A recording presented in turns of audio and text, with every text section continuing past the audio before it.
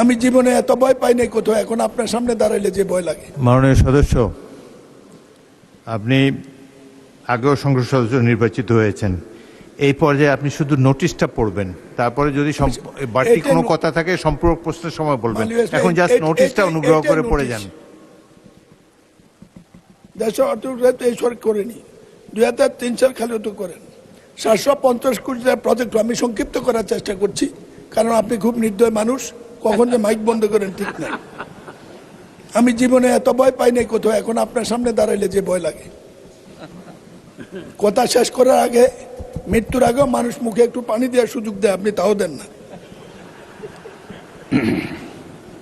এই প্রকল্পটি বাস্তবায়ন করতে গিয়ে সরকার, আওয়ামী লীগ সরকার 1700 কোটি টাকা ব্যয়, 17,000 কোটি টাকা ব্যয় করেছে। আজকে মরণ ফাঁদ, একই কারণে ঈদের দিনে এই দুর্ঘটনা। বিরোধী নেতা একটা দেখেছেন, এখানে ঘটনা ঘটছে কয়েক লক্ষ, মারা গেছে 1 লক্ষ লোকের কাছাকাছি। এই পর্যন্ত কিছু হয়নি। আমাদের নতুন যোগাযোগ মন্ত্রী বা সড়ক সেতু মন্ত্রীর সাথে দেখা হয়েছে, আমার মনে হয় তিনি ব্যাপারটা অনুভব করেছেন, কিন্তু জাতি হিসাবে এটা না দেখলে এই মরণ ফাঁদ থেকে রক্ষা